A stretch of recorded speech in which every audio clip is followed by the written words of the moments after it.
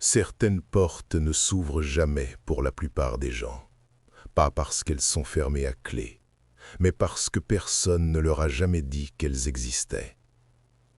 Ce que tu vas découvrir dans cette vidéo, ce n'est pas une théorie, c'est une réalité que les familles les plus puissantes du monde appliquent depuis des siècles.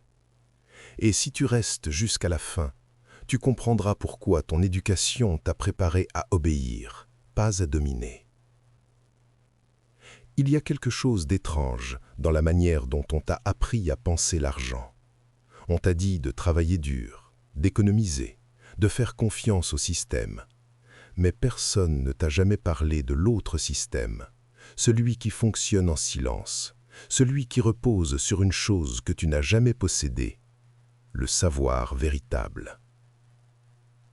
Laisse-moi te raconter une histoire, pas celle que tu trouveras dans les livres d'école, pas celle que l'immédiat répète en boucle, mais celle qui se transmet de génération en génération, dans les couloirs feutrés des châteaux européens, dans les bibliothèques privées, où le silence pèse plus lourd que l'or. Les Rothschild, un nom qui résonne comme un mythe, une famille qui depuis le XVIIIe siècle a traversé les révolutions, les guerres, les effondrements économiques, sans jamais perdre son pouvoir. On les accuse de tout, on les fantasme, on en fait des personnages de légende. Mais la vraie question, celle que personne ne pose, c'est comment font-ils pour rester au sommet pendant plus de 200 ans? La réponse n'est pas dans leur compte bancaire, elle est dans leur bibliothèque. Oui, tu as bien entendu, leur bibliothèque. Pas les rayons publics où tout le monde peut entrer.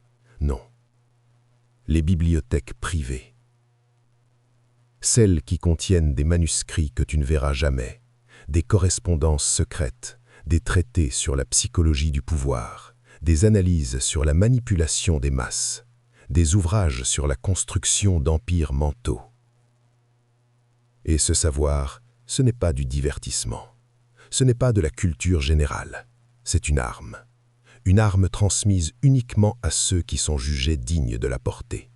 Tu vois, il y a une différence fondamentale entre l'éducation que tu as reçue et celle que reçoivent les héritiers des grandes dynasties. Toi, on t'a appris à mémoriser. Eux, on leur apprend à comprendre. Toi, on t'a donné des réponses. Eux, on leur donne des questions.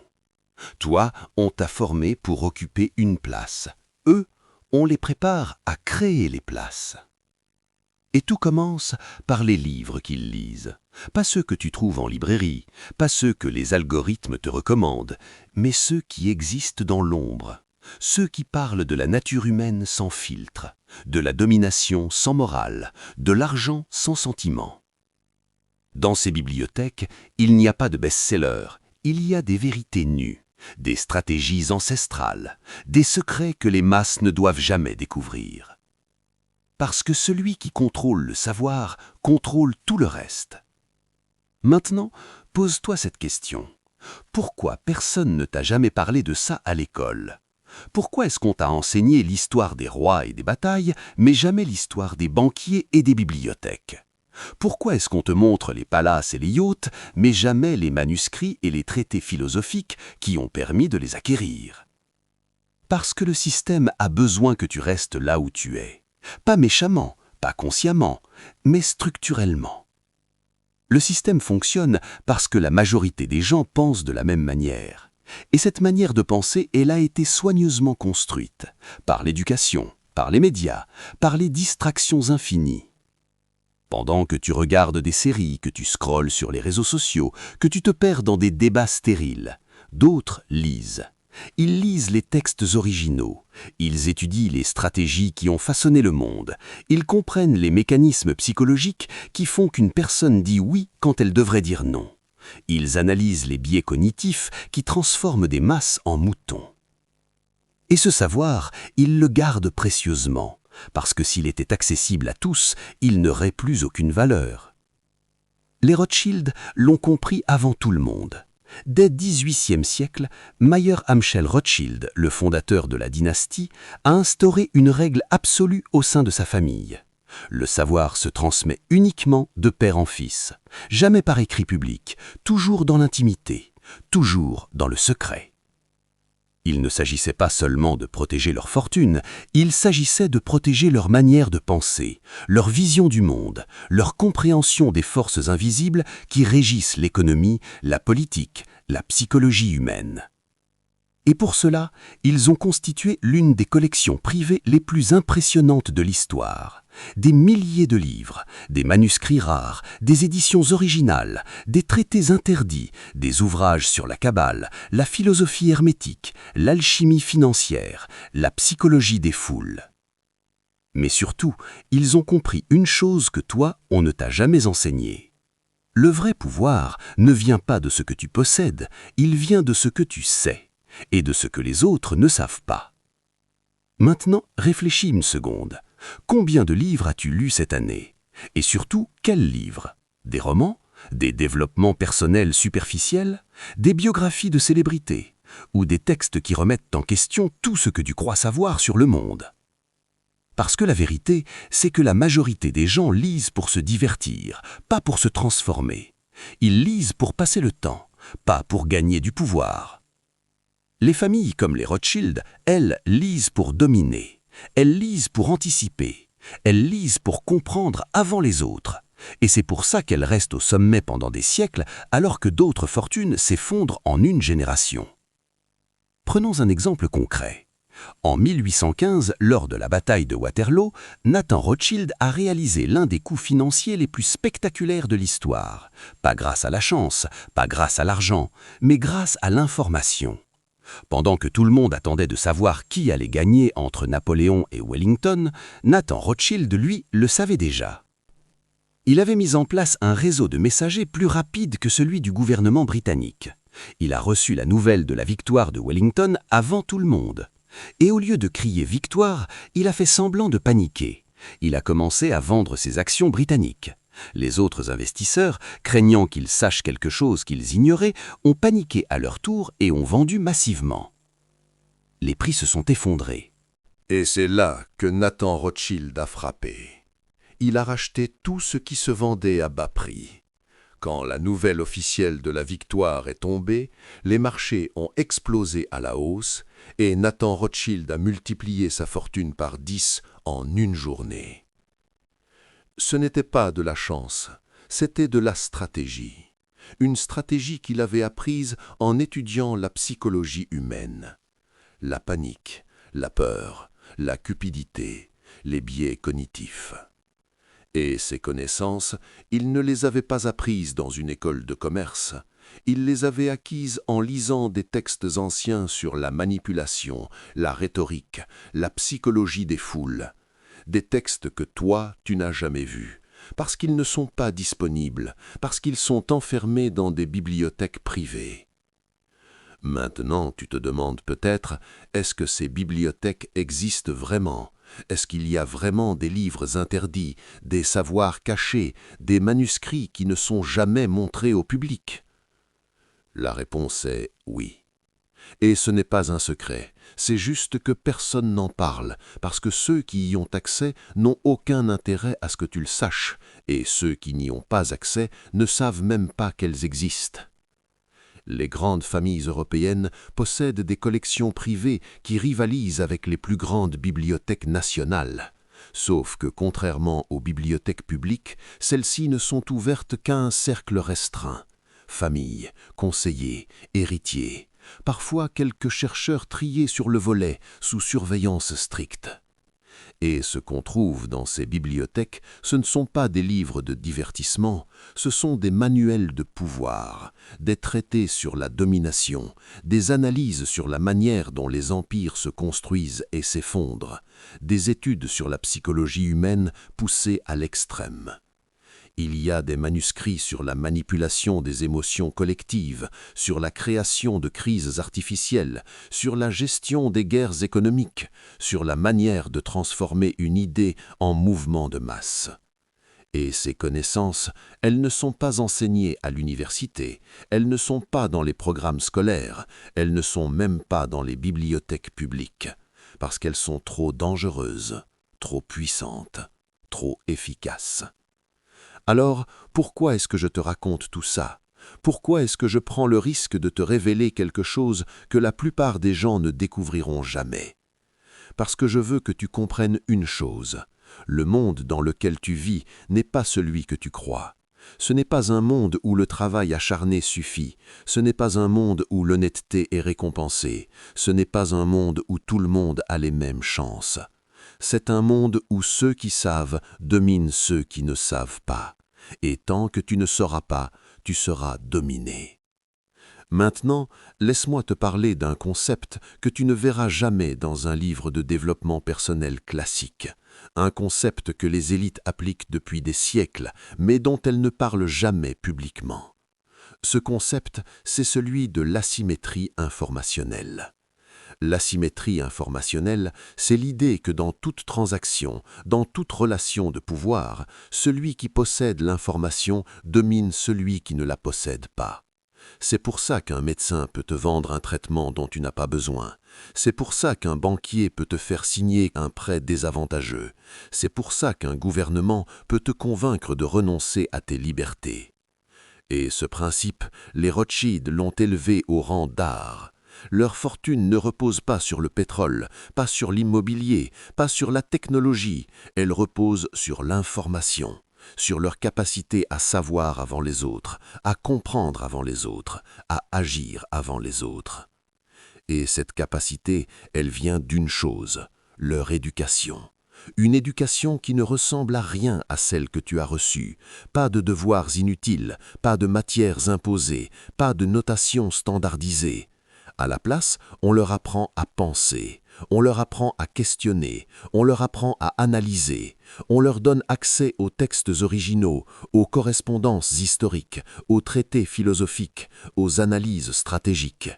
Et surtout, on leur apprend une chose que l'école ne t'apprendra jamais, la différence entre savoir et comprendre.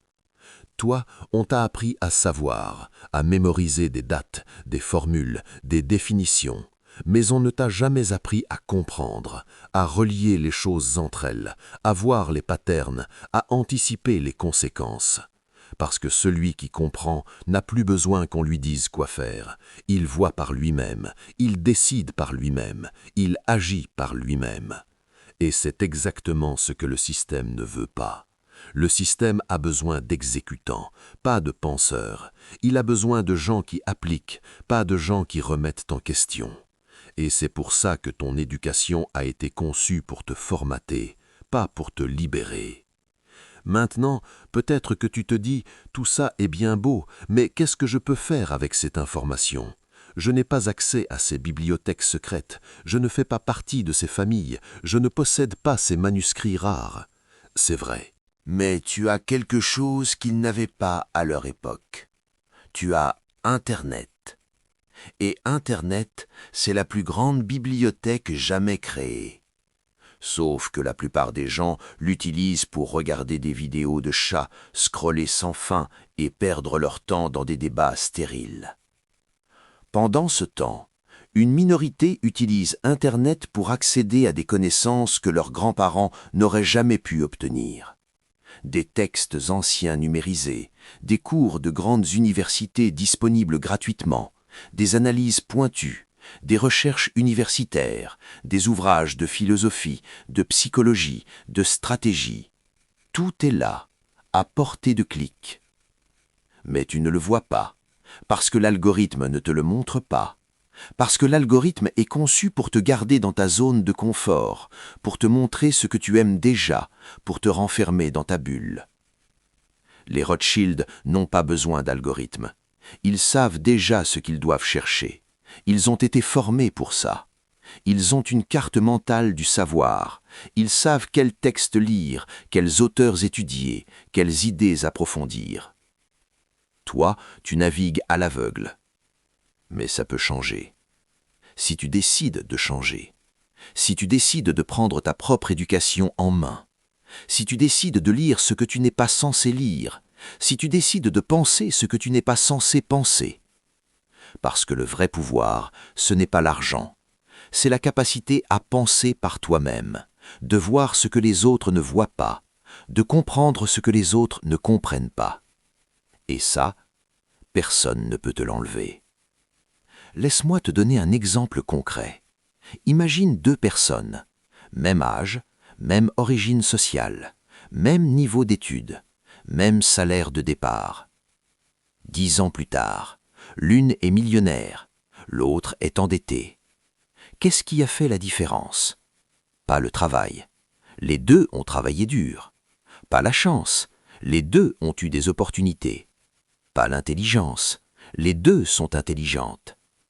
Ce qui a fait la différence, c'est leur mentalité, leur manière de penser l'argent, leur rapport au savoir, leur capacité à voir les opportunités là où les autres voient des risques.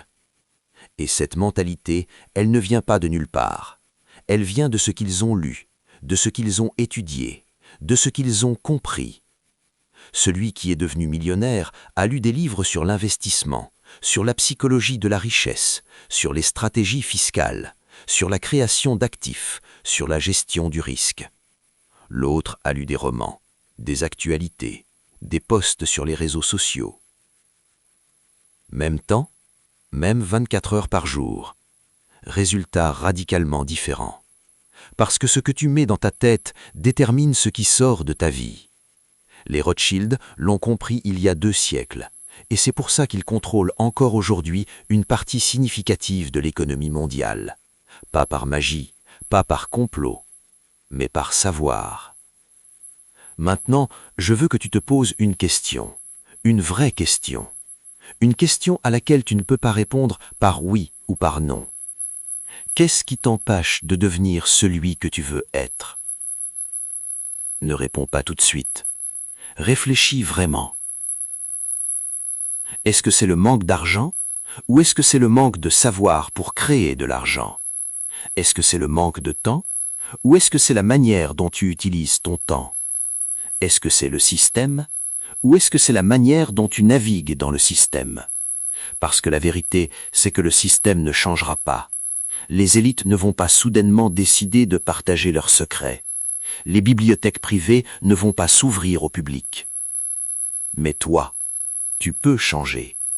Tu peux décider de ne plus consommer passivement, de ne plus accepter ce qu'on te dit sans vérifier, de ne plus croire que ton éducation est terminée parce que tu as un diplôme. Tu peux décider de devenir ton propre mentor, de chercher les textes que personne ne te recommande, de lire les auteurs que personne ne te cite, de comprendre les mécanismes que personne ne t'explique. Et quand tu commences à faire ça, quelque chose de fascinant se produit. Tu commences à voir le monde différemment. Tu commences à repérer les patterns, les manipulations, les mensonges, mais aussi les opportunités, les failles, les leviers. Tu commences à comprendre pourquoi certaines personnes réussissent et d'autres échouent, pourquoi certaines idées se propagent et d'autres meurent, pourquoi certaines fortunes se construisent et d'autres s'effondrent. Et plus tu comprends, plus tu deviens puissant. Pas puissant au sens brutal du terme, mais puissant au sens mental, au sens stratégique, au sens où tu n'es plus manipulable, où tu n'es plus prévisible, où tu n'es plus contrôlable. Et c'est exactement ce que les élites ne veulent pas. Elles ne veulent pas que tu penses par toi-même, elles veulent que tu suives, que tu consommes, que tu obéisses. Parce que si tout le monde pensait par lui-même, leur pouvoir disparaîtrait. Mais voilà le paradoxe, tout le monde ne pensera jamais par lui-même, parce que penser demande un effort, parce que penser remet en question, parce que penser fait mal. C'est plus facile de suivre, de croire, de répéter. Et c'est pour ça que ceux qui choisissent de penser auront toujours un avantage, pas parce qu'ils sont meilleurs, mais parce qu'ils sont rares. Les Rothschild ne sont pas plus intelligents que toi, ils ont juste eu accès à un savoir que tu n'as pas eu, et ils ont appliqué ce savoir pendant des générations. Mais toi, tu peux commencer aujourd'hui. Tu peux commencer à construire ta propre bibliothèque mentale, pas une bibliothèque physique, pas des livres sur des étagères, mais une bibliothèque de concepts, de principes, de stratégies. Une bibliothèque qui te permettra de naviguer dans un monde complexe, de prendre des décisions éclairées, de créer des opportunités au lieu d'attendre qu'elles viennent à toi. Maintenant, je veux te parler d'un dernier point, un point que personne ne mentionne jamais, un point qui fait toute la différence entre ceux qui réussissent et ceux qui échouent. Ce point, c'est la notion de transmission. Les grandes fortunes ne se construisent pas en une génération, elles se construisent sur plusieurs générations. Et ce qui permet cette construction, ce n'est pas seulement l'argent, c'est le savoir transmis. Quand un Rothschild meurt, il ne laisse pas seulement un héritage financier, il laisse un héritage intellectuel, des leçons, des erreurs, des stratégies, des contacts, des perspectives. Et cet héritage se transmet de père en fils, de mère en fille, dans l'intimité, dans le secret. Toi, qu'est-ce que tes parents t'ont transmis? Des valeurs, peut-être, de l'amour, sans doute, mais des stratégies de pouvoir, des analyses sur la création de richesses, des textes sur la psychologie de la domination? Probablement pas, parce qu'ils ne les connaissaient pas eux-mêmes, parce que personne ne leur avait transmis. Et c'est là que se trouve le vrai fossé entre les élites et les autres. Ce n'est pas un fossé d'argent, c'est un fossé de savoir, un fossé qui se creuse de génération en génération. Mais ce fossé, tu peux le combler. Pas en une journée, pas en un mois, mais sur une vie. Et si tu as des enfants, tu peux leur transmettre ce que tu auras appris. Tu peux devenir le premier maillon d'une chaîne de savoir. Tu peux briser le cycle de l'ignorance, parce que c'est ça, le vrai héritage. Pas l'argent, le savoir. L'argent peut disparaître, une crise, une mauvaise décision, une guerre, et tout s'effondre. Mais le savoir, lui, reste. Il se transmet, il se multiplie, il traverse les générations. Et c'est pour ça que les Rothschild sont toujours là, 2 siècles après. Parce qu'ils ont compris que le vrai capital, ce n'est pas ce qu'on possède, c'est ce qu'on sait. Alors maintenant, je te pose une dernière question. Une question qui va déterminer le reste de ta vie. Est-ce que tu vas continuer à consommer ce qu'on te donne, ou est-ce que tu vas chercher ce qu'on te cache? Est-ce que tu vas continuer à penser comme tout le monde, ou est-ce que tu vas oser penser différemment? Est-ce que tu vas rester dans ta zone de confort intellectuel, ou est-ce que tu vas explorer les territoires interdits du savoir? Parce que tout est là, tout est disponible, tout est accessible. Il suffit de choisir de voir, de choisir de comprendre, de choisir de devenir. Les bibliothèques secrètes des Rothschild existent, mais elles ne sont plus les seules. Tu as maintenant accès à une bibliothèque infinie, une bibliothèque qui contient plus de savoir que toutes les collections privées réunies. La seule question est, est-ce que tu vas l'utiliser ou est-ce que tu vas continuer à scroller? La réponse t'appartient et elle déterminera tout.